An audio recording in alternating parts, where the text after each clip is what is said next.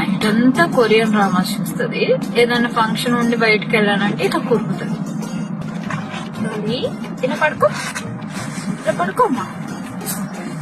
పడుకున్నప్పుడే ముద్దొస్తారు ఈ చెల్లి. కానీ ఎంతైనా చెల్లి చెల్లి.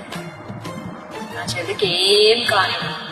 డోలమ్మా వచ్చాం లేరా?